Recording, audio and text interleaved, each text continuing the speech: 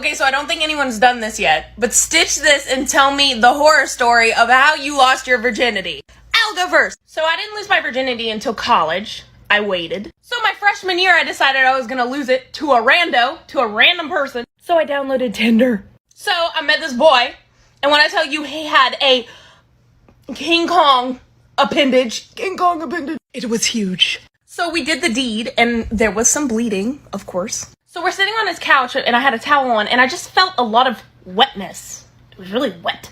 So I get up, and I had bled through the towel all on his couch. So much blood. So I'm freaking out. He's freaking out. I run to his bathroom and try to clean it up, and I overflow his toilet, and it just floods his entire bathroom. So I walk out, and I'm like, hey, I flooded your bathroom. I'm going to the hospital. So I get to the hospital, and I had to have stitches put in my vagina because he ripped me.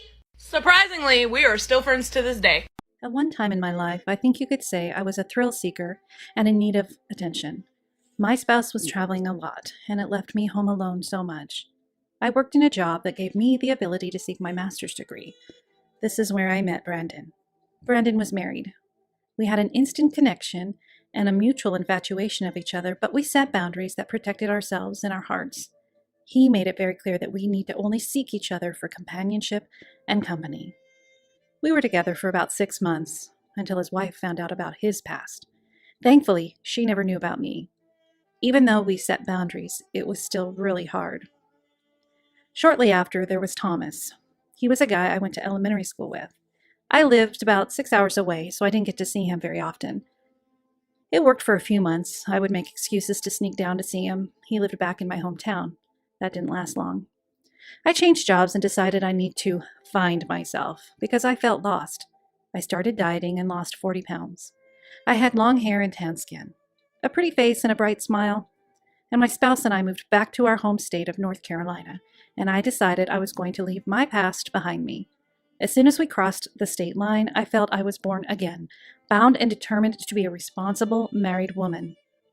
That is, until I hit a brick wall. My mother has a lifelong best friend who has stayed in touch over the last 40 plus years. The best friend's son has been someone I've known since I was a little girl and would dream about. I even told Carter's mother on the night of my rehearsal dinner that I was supposed to be marrying her son instead. She just smiled and told me that he wasn't ready yet. My mother would give me updates on how Carter was doing, and all along I knew in the back of my mind, if Carter was with me, I could make him happy. Carter had a live-in witch of a girlfriend, and they had a son together. She was hateful, and she used Carter for his income and good looks. He is definitely arm candy. On New Year's Eve, Carter had a tragic accident with cocaine and alcohol that put him into total organ failure. His mother was preparing his funeral arrangements. All the while, I was sitting by the phone waiting for the latest update. He was in a coma for over a month, and I prayed as hard as I possibly could for God to bring him back to me. God did bring him back. He has been sober for 7 years. Once Carter returned to work, I called him and said, "You may not remember me, but our mothers arranged our marriage when we were children." He laughed and said, "Oh my God! Hi, Bethany! How the hell did you find me?" I simply laughed and said, "Google." We talked every day nonstop for a few months. That is, until his girlfriend found his phone. I got an email from Carter after not hearing from him, basically saying he is stuck because of his son, and that he could not talk to me for a while. His words were, "Goodbye for now, but not forever," and that I would be tucked away in his heart. I responded and said, "You will always know how to find me."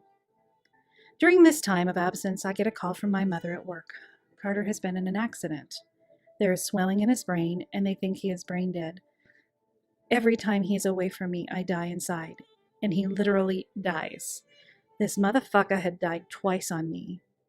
He's since recovered, but again, I waited by the phone, and this time I actually sent Carter an email on the day of his accident, and it said, "Dear God, have mercy over Carter, heal his brain, stop the bleeding, cleanse and heal his mind, body, and soul. I know you have a larger life plan for this man. Change his circumstances, turn his weaknesses into strength, his suffering into compassion, sorrow into joy, and pain into comfort. Fill Carter with patience during this time of healing. We ask you heal Carter. Bring him back to me. Thank you for our many blessings, and thank you for blessing my life with Carter Andrews. In Christ's name I pray. Amen. I continue to email him, letting him know that even though I may be the last person in his mind at that moment, he is constantly on mine.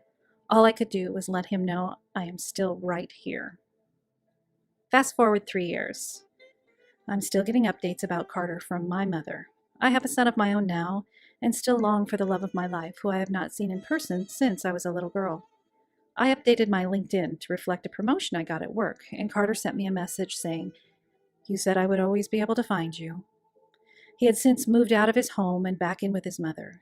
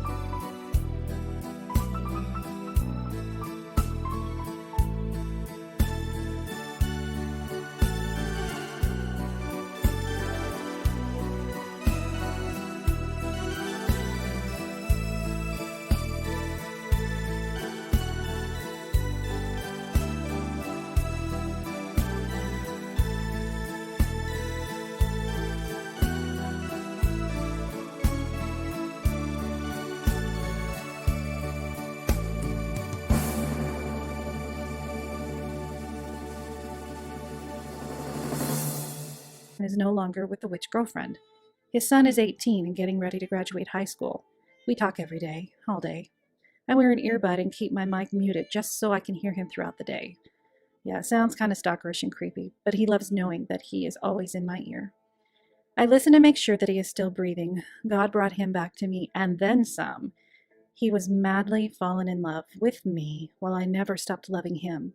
My love grows deeper every second, and it pains me to be away from him. The first time I saw him was exactly 1 year ago.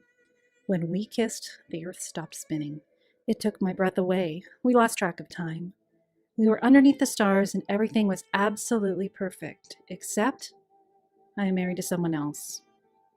When we are together, I have to hold him up for at least an hour because he cannot stop shaking. At least one of us can stay calm. My nerves always hit me when I'm in the car about to pull into the parking spot. As soon as I see him, everything calms down for me. He makes me feel wanted and desired. He craves me and honestly loves everything about me. Every flaw, everything I hate about myself, he loves. He is my biggest cheerleader, and he gives me the biggest amount of confidence just by the way he looks at me. His strengths are my weaknesses, and my strengths are his weaknesses. He is the only person I can get mad at, be in a fight with, have an intelligent conversation about the issue, come to an understanding, and we can move on. We both end up apologizing, which is something I have never done. I could go on, but it would feel like bragging. I guess I need to tell you about my spouse now. Raymond and I have been together since we were teenagers. I was 16 and he was 19. We dated through high school. He gave me a diamond my senior year of high school because I begged for one. But what did I know? I did 4 years of undergrad college in a different state, seeing Raymond occasionally on the weekends. We got married 3 months after I graduated college. I was 22. We moved away shortly after our wedding for his job. The thing about me and Raymond is that I've always wanted to do my own thing, without asking what he thinks. His opinion or his approval really never mattered to me. We used to be affectionate as teenager, but that has quickly stopped as soon as I went away to college. Every year that passes, it is a less and less affection. I hated the way it felt when he touched me. But what am I supposed to do? My parents are divorced, and I'm horrible at confrontation. He's not mean to me, he just doesn't fulfill my spirit. I try to occupy my time by singing in a praise band at church, playing tennis, basically doing activities that he could join me on. I have never had to break up with anyone I ever dated. They always broke up with me.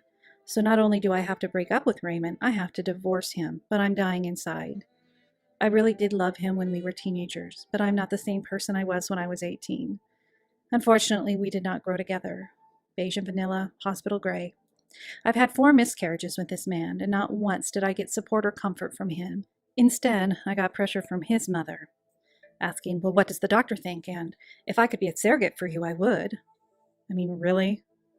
When I found out I was pregnant with a boy, I did a ton of research on circumcision and was completely against it to the point of being hysterical. Raymond comes home to find me crying my eyes out on the couch. And I said in between my sobbing, don't make me do this to my son. His response was, you don't have to, the doctor will. Not once did he comfort me or hold me or discuss anything about the decision with me. I went into labor naturally, and I labored at home all night.